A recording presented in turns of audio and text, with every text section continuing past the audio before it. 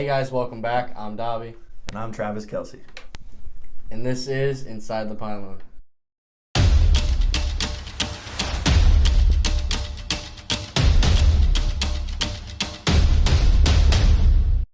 So, obviously last week, it was pretty much the end of free agency that we've seen for the most part. We're kind of moving closer and closer towards the draft, all the prospects that are coming up. We've been having a lot of pro days, and that's what we'll get into and we'll talk about today. But aside from that, just recapping the past week, there's only been a couple of things that have gone on. Tyler Lockett did get re-signed to a pretty big extension with Seattle. Very happy for both sides. Lockett doesn't get enough credit for what he does on the field. Big contract, too. 4 years, $69 million. I think it was $37 fully guaranteed, if I'm not mistaken. Yeah, and I don't think they overpaid for him at all. I think it was a very good contract for both sides. Me too. Very solid. Then this week also, the NFL decided to extend it from a 16-game season to a 17-game season, so we'll now have one more game included, which is nice.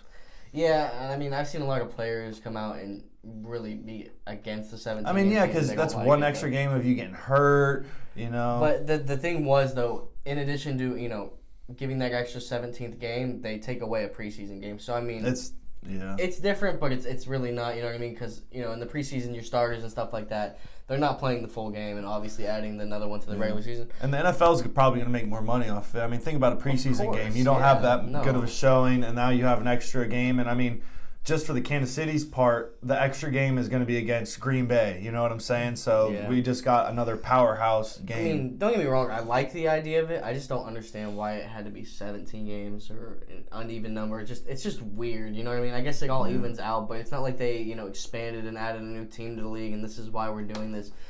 It was just weird to me that they were like, okay, let's add one game to the regular My speculation season is maybe trying to make that money up from last year, the coronavirus that going too, but out. That was this was something that they wanted to do even before Corona. So, I mean, just weird all the way around. We'll see how it goes. Yeah.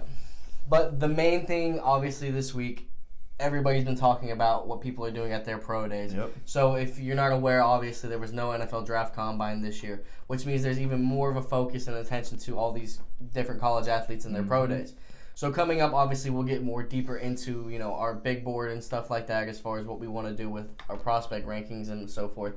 But, I mean, over the last week, we got to have a discussion. How much should we really take into account as far as pro days and combine times and all these measurements are concerned? Like, how much should we put into evaluating prospects from that perspective? So, for me, it's kind of like 50-50. We want to see how good these guys move, whether it's their speed or their footwork, and we want to see how strong these guys are. Because, at the end of the day, that does mean something. But I've seen plenty of guys who run 4.4s or 20-plus reps on bench press and then can't translate that into the field. I mean, you look at John Ross, who, a couple years ago set the new 40 record. And then because of doing that, he ended up getting drafted top 10 out of Washington. Don't get me wrong, he was a first-round receiver regardless, but now he elevated himself to the top 10 because he ran the fastest 40 ever. And, I mean, due to injuries and other things, he just has not equated his success into the NFL. I mean, it's nice to see. I mean, definitely you want fast, strong guys on your team, but then again, you also have to go and watch a lot of film on these guys. If you're these NFL scouts, see how they were in big-time games, see how they produce, and that's a lot. Right, but that's so much different than just evaluating them off of combine performance. That's what I'm saying. You can't just strictly do that. You have to, like I said, that's nice to have. You want to have strong, fast guys that can move well, but you also got to see how they take that skill and translate it on the football field. Yeah, I think as far as, combine and pro day, all those different measurements and things that they record and stuff like that, I think it's nice in theory to, elevate players and, lower players based on what they do and what their measurables are. But at the end of the day, I think film comes first. That should be the obvious one. And I agree. And there's a difference between, pad speed, in-game speed, and then just running, with nothing on besides tights and a straight line. And especially they're only running the 40 like 2 times too. You want to know how someone's going to do when they're in pads and it's the fourth quarter and they've been gassed. There's a lot that goes into it. I mean, I agree with you with the film definitely comes in important because, like, just for me as an athlete, for an example, never was the fastest, never was the strongest, but damn, put me on that football field and I'm going to ball. Right, and it's funny too because, like, again, it should be used as something to add on to what their profile is and how they're already established. Because, like, I'll give you an example. Aaron Donald, who is, the NFL standard as far as speed, quickness at his position, he He ran a 4.69, which Still was not bad, which is the same as a prospect like Greg Rousseau out of Miami, the really long one who's like, man, he's like 6'7" at the position. He ran a 4.69. They're like, oh wow, he's slow, and then you realize this guy's 6'7" with like 270. That's moving. And just because we've seen faster times this year doesn't mean that's slow. Because again, Aaron Donald's running the same exact 40 time. You know. By the way, 40 times are definitely skewed this year.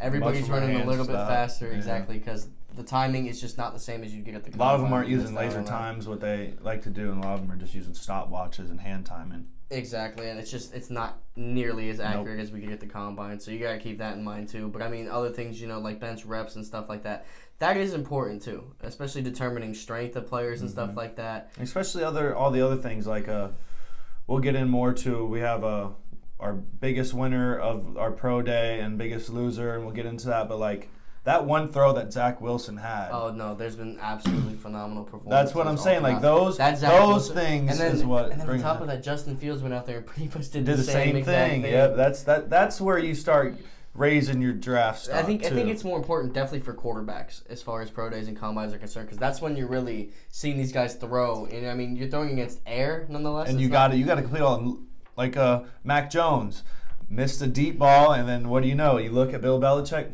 And they're shaking his head. You got to be able to complete the ball against air so you can do it against a team. But here's the thing for sure.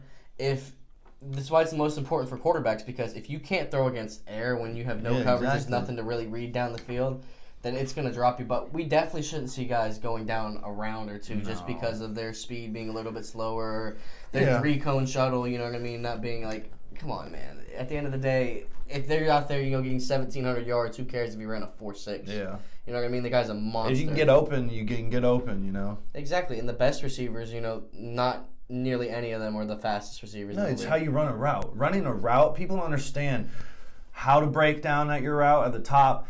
Just, giving a move, sticking, learning the leverages against the defenders. All those will create separation for you, And if you have a good IQ of football and understand the game, like I said, I was never the fastest guy, but I was damn open all the time, So it's all about knowing football too. Yeah, and then as far as some of the best pro days are concerned, I mean, you had Micah Parsons, the linebacker, running in the 4.4s. Again, they're skewed this year, but I mean, even if we equate that to like a 4.5, say, in an actual time, for a linebacker / defensive end who's like 260. Yeah, no, Micah Parsons is a different breed. That guy's an animal. And then on top of that, you had Jamar Chase, who is, it's a little bit disputed between him and maybe Kyle Pitts and Smith as far as the best pass catcher in the draft. But 4.38, that'll get you drafted top 7 easily. Oh, yeah.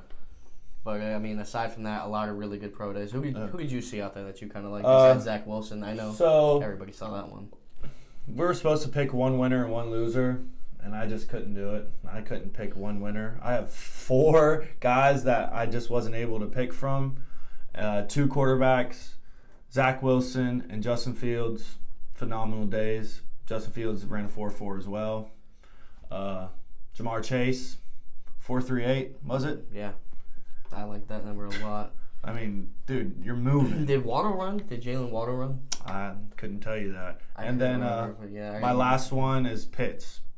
4.4. I mean, no. Big man. Pitts. And if you watch the video, he didn't even run in a straight line. He kind of bowed out and then came back. And I guarantee if he ran just a straight line, he would have been just even that much more quicker. And the thing that's really cool with, as far as Kyle Pitts is concerned, is that, I mean, you look at the Dolphins, what they did last week. If you're not aware of what the Dolphins trade was last week that happened when they traded back and then back up into the draft, make sure you go check our last video out and go see what we were talking about there. But it looks like increasingly more by the day that Kyle Pitts will be a top 6, top 5 pick at this point. Oh, yeah. He's just, I mean, easily top 10. Unicorn. Easily, he's a unicorn type player. We really haven't seen a player, maybe besides Darren Waller, who kind of fits that mold. But even then, Kyle Pitts looks like he's a little more athletic, a little more quicker. I mean, he might have literally made Kyle Trask. I mean, how long has it been since you've heard about Kyle Trask? I haven't heard any buzz on Kyle Trask. I mean, he might be like a 3rd or 4th round pick now, and people were touting him as a first overall. And it just looks more and more like Kyle Pitts really helped boost that along. And then, I wanted to get a time on Kadarius Toney, too, because that's a shifty little guy on the floor of the receiver. I don't know. You ever seen much of him? Mm-mm. But, yeah, aside from that, obviously, getting into our winners and losers of the Pro Day cycle as we wrap up the show here. My winner, I mean, this one had to be easy for me. I had to go with Jalen Phillips. And it does seem a little biased because he is my guy from Miami, but As far as I saw, through 1,200 defensive ends that have tested, between pro days and combines, they gave him a 99 grade out of 100, and he's got the third highest grade of any athleticism. I mean, elite speed, first step quickness.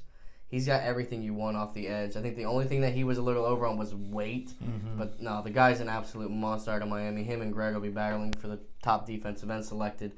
Big winner from Pro Day. I mean, he just blew everybody away with any number he posted. He had like a 40-inch vertical, too, for defensive end. And how much you say he weighs? Yeah, I can't remember what exactly it was, but it was just like a little overweight at like 260 or something like that. Jesus. Getting out there like that. And he can move, too. But, I mean... Man. Loser. I mean, we were in agreement both on this agree one. It had to be Mac Jones. He had a great opportunity. I was thinking that the Patriots were going to take Mac Jones in the first round, but after seeing Bill shake his head he really just shot himself in the foot. I think he had a great opportunity, and Pro Day kind of just lowered his draft, honestly. I mean, overthrows were incredible. I mean, you saw, and then Kyle Shanahan. It was Shanahan, right? What? Shanahan. The coach for the Niners? Yeah. Yeah, Shanahan. You saw him. It flicked over to the camera, and even he was just like looking like, what did I do? Because they just moved up for the third pick, and everybody's widely assumed they're taking a quarterback. And there was rumors that it might have been Mac Jones. Not even. Nope. Not even close. I mean, I think he still maybe is a first round. He's a first round pick. But first or early second. He looks like a product of the system. Yeah, he's definitely going to be... Yeah, like you said, a product of the system. He's going to have to be in a system where they have a good offensive line. He can do his couple drop steps and get rid of the ball. He's not going to be scrambling, nothing. It's just he's going to have to be put in a good system for him to succeed. Well, otherwise, I think he's going to sink because those throws did not look that good at all. And he was not throwing And that's no pressure, nothing. That's casually just taking your drop step and releasing the ball. And it's pretty clear and evident to me that Zach Wilson, Fields, and Trevor are just exponentially better than him at this point. Easy. Those might be the first three drafts or maybe picks Trey in Lance. the draft. Trey Lance, too. He had a pretty good pro day, too. He did. But that's going to wrap it up on our show today. Obviously, we'll be back with more draft coverage and things like that next week. Make sure you donate to the Patreon page. Become a member. We checked it out last week if you looked on the channel. We do have merch and stuff like that. Link will be in the description below. Aside from that, though, guys, make sure you like, comment, subscribe, and click that bell for notifications to see when our next video goes live. I'm Dobby. I'm Travis Kelsey. And this has been Inside the Pylon.